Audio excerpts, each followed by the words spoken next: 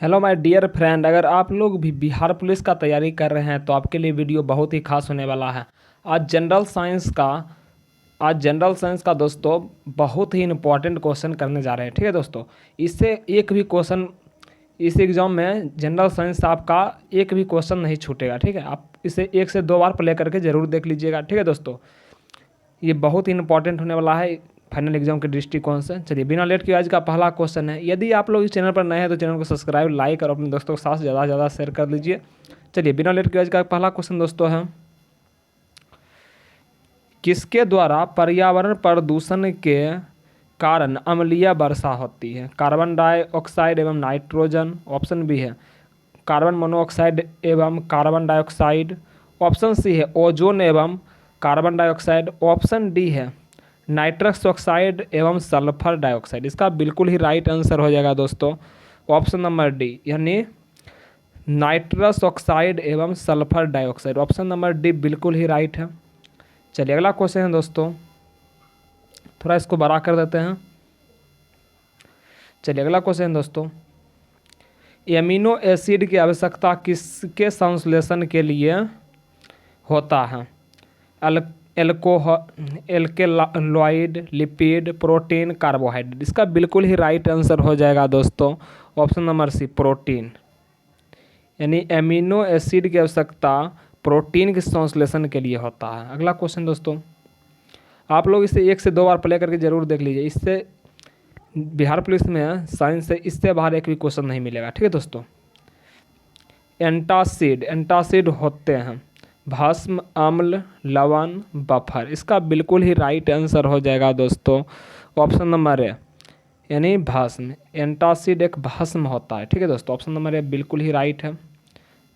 अगला क्वेश्चन दोस्तों, प्याज के छिलके उतारने पर आंसू आते हैं क्योंकि प्याज निष्कासित करते हैं? सल्फोनिया अम्ल, सल्फेनिक अम्ल, एमिनो अम्ल, कार्बोलिक अम्ल। इसका बिल्कुल ही राइट आंसर हो जाएगा दोस्तों ऑप्शन नंबर बी, यानी सल्फेनिक अम्ल।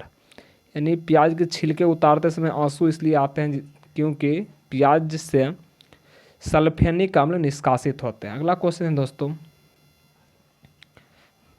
परवल अम्लों को रखने के लिए किसके बने कंटेनर का उपयोग किया जाता है? प्लेटिनम, लेड, कांसा, तांबा, कांसा। इसका बिल्कुल ही राइट आंसर हो जाएगा ऑप्शन नंबर बी, यानी लेड का।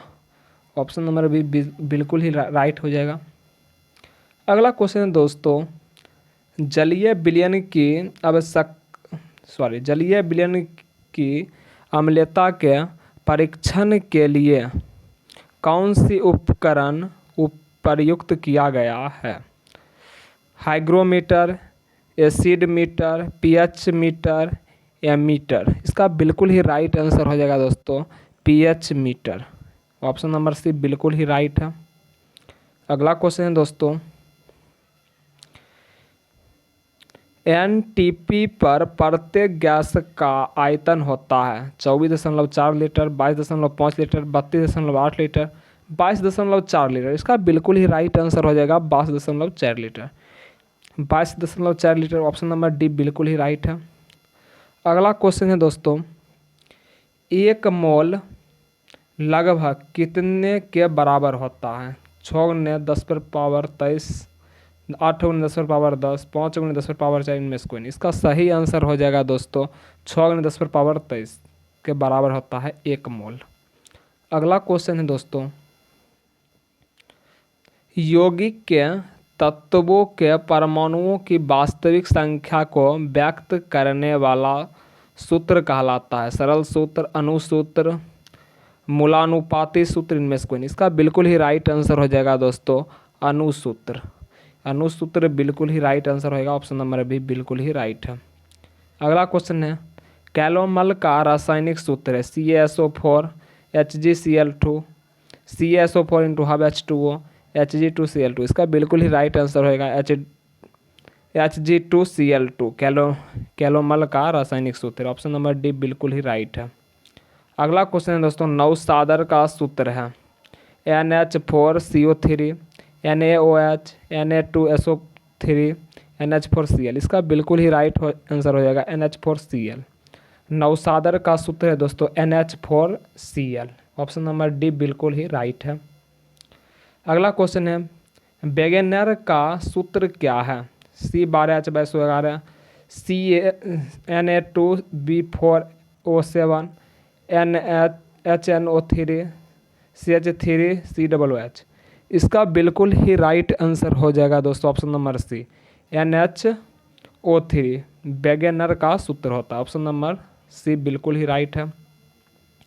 अगला क्वेश्चन है दोस्तों तांबा का लैटिन नाम है, यानी तांबा का लैटिन नाम क्या है? इसका ऑप्शन है दोस्तों तांबा का लैटिन नाम क्या है? इसका ऑप्शन है कैलियम, क्यूप्रस, नेट्रियम, औरम। इसका बिल्कुल ही राइट आंसर हो जाएगा दोस्तों क्यूप्रस।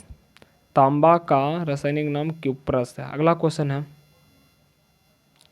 CaOCl2 का सामान्य नाम क्या है? Baking soda, baking powder, baking soda, bleaching powder, धोने की सोडा। इसका बिल्कुल ही राइट आंसर हो जाएगा दोस्तों ऑप्शन नंबर सी यानी ब्लीचिंग पाउडर। CaOCl2 का सामान्य नाम क्या है दोस्तों? Bleaching powder. ब्लीचिंग पाउडर का ये रासायनिक नाम है। ठीक है दोस्तों। अगला क्वेश्चन है अगर अभी तक आप लोग इस चैनल को सब्सक्राइब लाइक नहीं किए तो अपने ज़रूर सब्सक्राइब लाइक और अपने दोस्तों के साथ ज़्यादा से ज़्यादा शेयर कर लीजिए। ठीक है दोस्तों। इससे बाहर साइंस का एक भी क्वेश्चन नहीं रहेगा दोस्तों बिहार पुलिस में। ठीक है ना। बिहार पुलिस 21,000 कुछ वैकेंसी है ना, उसमें एक भी क्वेश्चन आपको बाहर नहीं मिलेगा। ठीक है। आप लोग ज़रूर देखिए इसे 1 से 2 बार। ठीक है। हेबर विधि द्वारा अमोनिया का बनना एक अभिक्रिया है, विस्थापन, अपघटन, योगात्मक, संश्लेषण। इसका बिल्कुल ही राइट आंसर हो जाएगा संश्लेषण। ऑप्शन नंबर डी बिल्कुल ही राइट आंसर है। अगला क्वेश्चन है ओजोन अणुओं का ऑक्सीजन अणुओं में परिवर्तित होना किस प्रकार की अभिक्रिया है? विस्थापन, अपघटन, संयोजन, ऊष्मा शोधि। इसका सही आंसर हो जाएगा दोस्तों ऑप्शन नंबर है विस्थापन। ऑप्शन नंबर ए बिल्कुल ही राइट आंसर हो जाएगा। चलिए अगला क्वेश्चन है दोस्तों लोहे के चूर्ण एवं बालू के एक मिश्रण को अलग कर सकते हैं गर्म करके, ऊर्ध्वपातन करके, हाथों से चुनकर, चुंबकीय पृथक्करण कर। इसका बिल्कुल ही राइट आंसर हो जाएगा दोस्तों ऑप्शन नंबर डी यानी चुंबकीय पृथक्करण कर कर ही लोहे के चूर्ण और बालू के मिश्रण को अलग किया जा सकता है।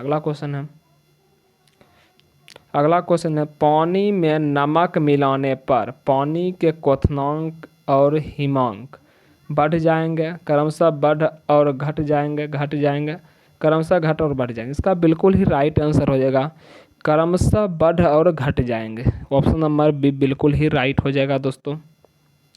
ऑप्शन नंबर बी इसका बिल्कुल ही राइट है। यदि आप लोग बिहार एसएससी का भी तैयारी कर रहे हैं या एसएससी जीडी का भी तैयारी कर रहे हैं तो आप लोग इसे देख सकते हैं। ठीक है। ये बहुत ही इंपॉर्टेंट क्वेश्चन दोस्तों सारा। ठीक है। किण्वन क्रिया, किण्वन कैसी अभिक्रिया है? ऊष्मा शोषी, ऊष्माक्षेपी, उत्क्रमणीय, इनमें से कोई नहीं। इसका बिल्कुल ही राइट आंसर हो जाएगा ऑप्शन नंबर बी ऊष्माक्षेपी यानी किण्वन एक ऊष्माक्षेपी अभिक्रिया है। ऑप्शन नंबर बी बिल्कुल ही राइट आंसर है।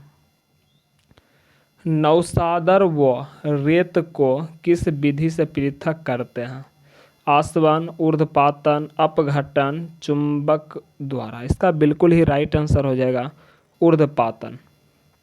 नौसादर और रेत को ऊर्ध्वपातन विधि के द्वारा ही अलग किया जा सकता है। अगला क्वेश्चन दोस्तों ऊष्मा शोषी अभिक्रिया में ऊष्मा और अवशोषण होता है, ताप स्थिर रहता है, ऑप्शन सी है।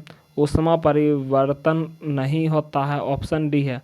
ऊष्मा मुक्त होता है। इसका बिल्कुल ही राइट आंसर हो जाएगा दोस्तों ऑप्शन नंबर ए यानी ऊष्मा का अवशोषण होता है। ऊष्मा शोषी अभिक्रिया में क्या होता है दोस्तों? ऊष्मा का अवशोषण। अगला क्वेश्चन है दोस्तों वे रासायनिक अभिक्रियाएं जो 2 दिशाओं में हो सकती है कहलाती है? ऊष्मा शोषी अभिक्रिया, अनुत्क्रमणीय अभिक्रिया, उत्क्रमणीय अभिक्रिया, ऊष्माक्षेपीय अभिक्रिया। इसका बिल्कुल ही राइट आंसर हो जाएगा ऑप्शन नंबर सी, उत्क्रमणीय अभिक्रिया। ऑप्शन नंबर सी बिल्कुल ही राइट हो जाएगा दोस्तों। चलिए अगला क्वेश्चन है दोस्तों, अगला क्वेश्चन है दहन की क्रिया के लिए आवश्यक शर्तें। ज्वलन ताप की प्राप्ति, दहन के पोषक पदार्थ की उपस्थिति। ऑप्शन सी है दोस्तों, ऑप्शन सी है दहनशील पदार्थ की उपस्थिति, उपयुक्त सभी। इसका बिल्कुल ही राइट आंसर हो जाएगा दोस्तों, इसका बिल्कुल ही राइट आंसर हो जाएगा दोस्तों ऑप्शन नंबर डी, उपयुक्त सभी। जलने के लिए तीनों क्रिया आवश्यक है। चलिए अगला क्वेश्चन है, श्वसन किस प्रकार की दहन क्रिया है। ध्रुत दहन, विस्फोट, स्वतः दहन, मंद दहन। इसका बिल्कुल ही राइट आंसर हो जाएगा मंद दहन। ऑप्शन नंबर डी बिल्कुल ही राइट आंसर हो जाएगा। अगला क्वेश्चन दोस्तों, ताजमहल के पीले होने के लिए निम्न में से कौन जिम्मेवार है। Potassium, carbon dioxide, sulphur dioxide, इनमें से कोई नहीं। इसका बिल्कुल ही राइट आंसर हो जाएगा दोस्तों option number C, sulphur dioxide. चलिए अगला क्वेश्चन दोस्तों,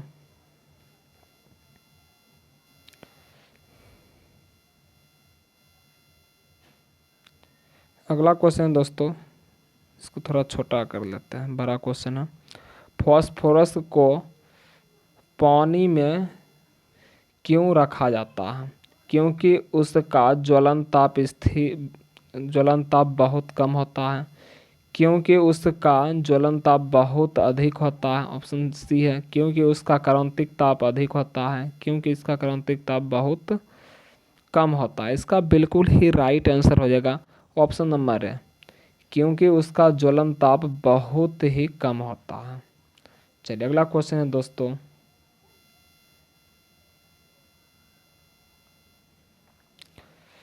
निम्नलिखित में से कौन सा न तो तत्व और न यौगिक है।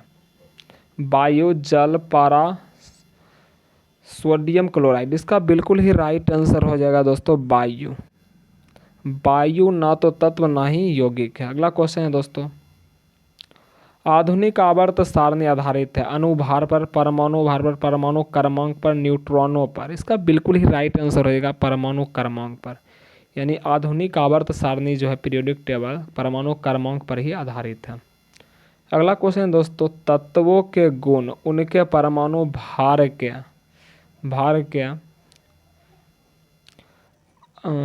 आवर्ती फलन होते हैं। इस नियम का प्रतिपादक कौन था। मेंडलीव, डाल्टन, डार्विन, इनमें से कोई। इसका बिल्कुल ही राइट आंसर हो जाएगा दोस्तों मेंडलीव। ऑप्शन नंबर ए बिल्कुल ही राइट आंसर है। अगला क्वेश्चन दोस्तों, प्रत्येक आवर्त का अंतिम सदस्य होता है एक धातु, एक हैलोजन, एक निष्क्रिय गैस, एक उपधातु। इसका बिल्कुल ही राइट आंसर हो जाएगा दोस्तों, इसका बिल्कुल ही राइट आंसर हो जाएगा एक निष्क्रिय गैस। ऑप्शन नंबर सी बिल्कुल ही राइट हो जाएगा। अगला क्वेश्चन दोस्तों, शून्य समूह में रखे गए तत्व किस नाम से जाने जाते हैं। क्षारीय मृदा धातु, क्षार धातुएं, हैलोजन, निष्क्रिय तत्व। इसका सही आंसर हो जाएगा दोस्तों ऑप्शन नंबर डी, निष्क्रिय तत्व। ऑप्शन नंबर डी बिल्कुल ही राइट हो जाएगा। चलिए अगला क्वेश्चन दोस्तों, आवर्त सारणी के क्षैतिज स्तंभ कहलाता है विद्युत, रासायनिक क्रम, वर्ग, आवर्त और धातु। इसका बिल्कुल ही राइट आंसर हो जाएगा आवर्त। ऑप्शन नंबर सी बिल्कुल ही राइट आंसर है। अगर आप लोग इस चैनल पर नए हैं तो चैनल को सब्सक्राइब, लाइक और अपने दोस्तों के साथ शेयर जरूर कर लीजिए। चलिए एक सेट खत्म हो गया। चलिए अगला सेट देखते हैं क्वेश्चन, ठीक है। ये सब बहुत ही इंपॉर्टेंट है क्वेश्चन, ठीक है ना दोस्तों। अगर आप लोग बिहार एसएससी का भी तैयारी कर रहे हैं, ये एसपीडी का बहुत ही इंपॉर्टेंट क्वेश्चन है, ठीक है दोस्तों। चलिए अगला क्वेश्चन दोस्तों, आधुनिक आवर्त सारणी में तत्वों के वर्गीकरण पर आधारित है परमाणु आयतन, परमाणु द्रव्यमान, परमाणु संख्या, परमाणु घनत्व। इसका सही आंसर होगा परमाणु संख्या। परमाणु संख्या ऑप्शन नंबर सी बिल्कुल ही राइट हो जाएगा। चलिए अगला क्वेश्चन है, तत्वों के भौतिक और रासायनिक गुण और उनकी परमाणु संख्या का आवर्त फलन होता है, यह किसका नियम है? Newland, Mosle, Mendeleev, Rutherford. इसका बिल्कुल ही राइट आंसर हो जाएगा दोस्तों मोसले। ऑप्शन नंबर बी बिल्कुल ही राइट आंसर हो जाएगा। चलिए अगला क्वेश्चन है दोस्तों, क्षार धातु को आवर्त सारणी के किस समूह में रखा गया? दूसरा के बी में, तीसरा के बी में, पहला के में, पहला के बी में। इसका सही आंसर हो जाएगा दोस्तों ऑप्शन नंबर सी, यानी पहला के ए में ही रखा गया है क्षार धातु को। अगला क्वेश्चन दोस्तों, प्रत्येक आवर्त का प्रथम सदस्य होता है एक अक्रिय गैस, एक हैलोजन, एक क्षार धातु, एक उपधातु। इसका सही आंसर हो जाएगा दोस्तों ऑप्शन नंबर सी, एक क्षार धातु। ऑप्शन नंबर सी बिल्कुल ही राइट है। चलिए अगला क्वेश्चन क्या है दोस्तों, पारा या मरकरी का लैटिन नाम है नेट्रियम, हाइड्रोगायरम, अस्ट्रीबियम, अस्टेनम। इसका बिल्कुल ही राइट आंसर हो जाएगा ऑप्शन नंबर बी, यानी हाइड्रोगायरम। इसका बिल्कुल ही राइट आंसर हो जाएगा ऑप्शन नंबर बी, बिल्कुल ही राइट है। चलिए अगला क्वेश्चन है, टीन का लैटिन नाम है अस्टेनम, एस्टिवियम, अस्टेम्बलम, ओरम। इसका बिल्कुल ही राइट आंसर हो जाएगा अस्टेनम। ऑप्शन नंबर टीन का लैटिन नाम क्या दोस्तों? अस्टेनम। चलिए अगला क्वेश्चन है दोस्तों, आधुनिक आवर्त सारणी में बाईं ओर उपस्थित एकमात्र अधातु कौन है? Hydrogen, carbon, helium, neon. इसका बिल्कुल ही राइट आंसर हो जाएगा हाइड्रोजन। ऑप्शन नंबर ए बिल्कुल ही राइट आंसर हो जाएगा। चलिए अगला क्वेश्चन है, आधुनिक आवर्त सारणी में डैश उपधातुएं हैं? 5, 6, 7, 4। इसका बिल्कुल ही राइट आंसर हो जाएगा 7। ऑप्शन नंबर सी बिल्कुल ही राइट है। चलिए अगला क्वेश्चन दोस्तों, आधुनिक आवर्त सारणी में किस वर्ग में 32 तत्व हैं? आवर्त 6, आवर्त 4, आवर्त 5, आवर्त 3। इसका बिल्कुल ही राइट आंसर होगा आवर्त 6 में 32 तत्व हैं। ठीक है दोस्तों, ऑप्शन नंबर ए बिल्कुल ही राइट है। चलिए अगला क्वेश्चन दोस्तों, डी ब्लॉक के तत्वों को किस नाम से जाना जाता है? क्षारीय, मृदा धातु समूह, शून्य समूह, निष्क्रिय गैस, संक्रमण तत्व। इसका सही आंसर होगा संक्रमण तत्व, यानी डी ब्लॉक के तत्वों को संक्रमण तत्व के नाम से भी जाना जाता है। चलिए अगला क्वेश्चन है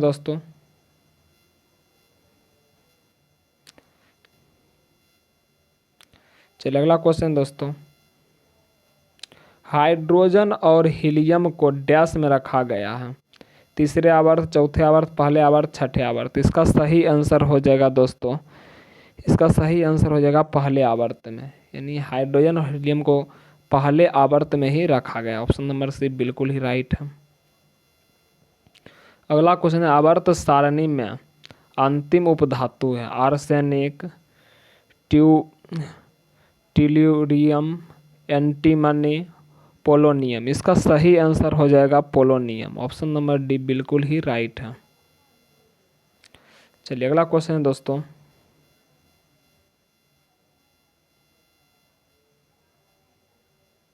किस समूह के तत्वों को सिक्का धातु कहा जाता है? समूह एक के बी, समूह 2 का ए, समूह 3 का ए। इसका सही आंसर हो जाएगा दोस्तों ऑप्शन नंबर बी, समूह 1 का बी। ऑप्शन नंबर बी बिल्कुल ही राइट है। चलिए अगला क्वेश्चन दोस्तों, अयस्कों में उपस्थित अशुद्धियों को क्या कहा जाता है? शुद्रावक, गैंग, धातुमल, इनमें से कोई नहीं। इसका सही आंसर हो जाएगा दोस्तों गैंग, यानी अयस्कों में उपस्थित अशुद्धियों को गैंग कहा जाता है। ऑप्शन नंबर बी बिल्कुल ही राइट है। केलामिन किस धातु का अयस्क है? जस्ता, लोहा, तांबा, सोना। इसका सही आंसर हो जाएगा दोस्तों जस्ता। केलामिन है जस्ता का अयस्क। अगला क्वेश्चन है, भारत में पाया जाने वाला अधिकांश लौह धातु किस किस्म का है? Haematite, magnetite, limonite, siderite. इसका बिल्कुल ही राइट आंसर हो जाएगा हेमेटाइट। ऑप्शन नंबर ए बिल्कुल ही राइट हो जाएगा। चलिए अगला क्वेश्चन दोस्तों, ऑक्सीजन की उपस्थिति में अयस्कों को गर्म करने की क्रिया को डैश कहा जाता है? भंजक, निष्पादन, संक्षारण, निष्क्रमण। इसका बिल्कुल ही राइट आंसर हो जाएगा दोस्तों भंजन। ऑप्शन नंबर ए बिल्कुल ही राइट आंसर हो जाएगा। अगला क्वेश्चन दोस्तों, कौन सी धातु मुक्त अवस्था में मिलती है? सोना, कैल्शियम, सोडियम, मैग्नीज। इसका सही आंसर हो जाएगा दोस्तों सोना। सोना बिल्कुल ही मुक्त अवस्था में मिलती है। ऑप्शन नंबर ए बिल्कुल ही राइट है। चलिए अगला क्वेश्चन है, धातुएं किस क्रिया द्वारा गर्म होती है? चालन, संवहन, विकिरण, विकिरण और संवहन दोनों। इसका सही आंसर हो जाएगा दोस्तों चालन, यानी धातु चालन विधि के द्वारा ही गर्म होती है। ऑप्शन नंबर ए बिल्कुल ही राइट है। अगला क्वेश्चन है, पारे का किसी अन्य धातु या धातुओं के साथ मिश्रण कहलाता है? अम्ल, अमलगम, विलियम यौगिक। इसका सही आंसर हो जाएगा अमलगम। ऑप्शन नंबर बी बिल्कुल ही राइट हो जाएगा। चलिए अगला क्वेश्चन है, क्षार धातुओं की संयोजकता होती है? 4, 1, 5, 6। इसका सही आंसर हो जाएगा दोस्तों ऑप्शन नंबर बी यानी 1। क्षार धातुओं की संयोजकता 1 होती है। चलिए अगला क्वेश्चन दोस्तों, चॉकलेट स्वास्थ्य के लिए हानिकारक हो सकती है क्योंकि उसमें निम्न में से किसका अंश होता है? लेड का, कोबाल्ट का, जिंक का, फेरस का। इसका सही आंसर होएगा लेड का, यानी चॉकलेट में लेड यानी शीशा का अंश होता है। ठीक है दोस्तों। अगला क्वेश्चन है, इस्पात को पिघलाने के लिए कौन सी विधि का इस्तेमाल किया जाता है? एलडी, कोल्डो, डुप्लेक्स, उपयुक्त सभी। इसका सही आंसर हो जाएगा उपयुक्त सभी। ऑप्शन नंबर डी बिल्कुल ही राइट हो जाएगा।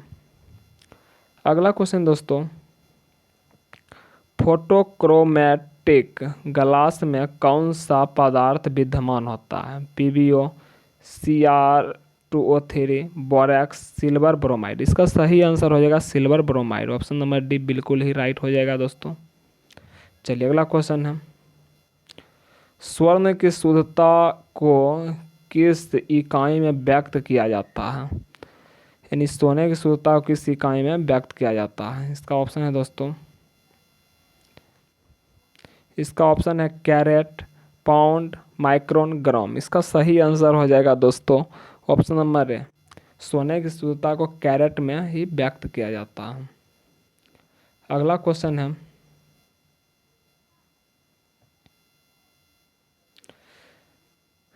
अगला क्वेश्चन है, मुद्रालय में प्रयुक्त टाइप धातु को किसके एलॉय है? सीसा और तांबा, सीसा और एंटीमनी, सीसा और बिस्मथ, सीसा और जिंक। इसका सही आंसर हो जाएगा दोस्तों सीसा और एंटीमनी। ऑप्शन नंबर बी बिल्कुल ही राइट हो जाएगा। चलिए अगला क्वेश्चन है, सफ़ेद स्वर्ण के नाम से जाना जाता है? यानी वाइट गोल्ड, चांदी, प्लेटिनम, पेट्रोलियम, शुद्ध स्वर्ण। इसका सही आंसर हो जाएगा दोस्तों यानी प्लेटिनम को ही वाइट गोल्ड कहा जाता है। ठीक है दोस्तों। ऑप्शन नंबर भी बिल्कुल ही राइट आंसर हो जाएगा। बहुत ही इंपॉर्टेंट सारा क्वेश्चन। देखिए दोस्तों, अभी कोई भी एग्जाम तैयारी कर रहे हैं, ठीक है। नागासाकी पर संयुक्त राज्य अमेरिका द्वारा गिराया गया परमाणु बम में किसका प्रयोग किया गया था? Thorium, radium, plutonium, uranium. इसका सही आंसर हो जाएगा दोस्तों plutonium. Plutonium. Option number C बिल्कुल ही राइट आंसर हो जाएगा। अगला क्वेश्चन है दोस्तों, ब्लीचिंग चूर्ण का प्रयोग मुख्य रूप से होता है हाइड्रोक्लोरिक अम्ल में, सोडियम बाइसल्फाइड बनाने में, जल को संक्रमित करने के लिए, क्लोरीन बनाने के लिए। इसका सही आंसर हो जाएगा दोस्तों ऑप्शन नंबर सी, यानी जल को संक्रमण करने के लिए। ऑप्शन नंबर सी बिल्कुल ही राइट आंसर हो जाएगा। अगला क्वेश्चन दोस्तों, कोयले कोयले के जलने से बनती है? Oxygen, carbon dioxide, nitrogen. Oxygen और नाइट्रोजन। इसका सही आंसर हो जाएगा दोस्तों कार्बन डाइऑक्साइड। कोयले के जलने से बनता है दोस्तों कार्बन डाइऑक्साइड। ठीक है दोस्तों, ये विज्ञान का पूरा सेट कंप्लीट होता है। अगर आप लोग इसे 1 से 2 बार देख लेते हैं तो आप लोगों को ज़रूर याद हो जाएगा। ठीक है, आप लोग बिहार पुलिस का एग्जाम देने से पहले आप लोग इसे, या कोई भी बिहार एसएससी का भी एग्जाम देने से पहले इसे 1 से 2 बार जरूर प्ले करके देख लीजिएगा। ठीक है, अगर आप लोग इस चैनल पर नए थे तो चैनल को सब्सक्राइब, लाइक और अपने दोस्तों के साथ ज़्यादा से ज़्यादा शेयर कर लीजिए। फिर मिलते हैं किसी नेक्स्ट वीडियो में। ठीक है दोस्तों, आज के लिए इतना ही। इसे रट लीजिएगा। ठीक है दोस्तों, बहुत ही इंपॉर्टेंट सारा क्वेश्चन था।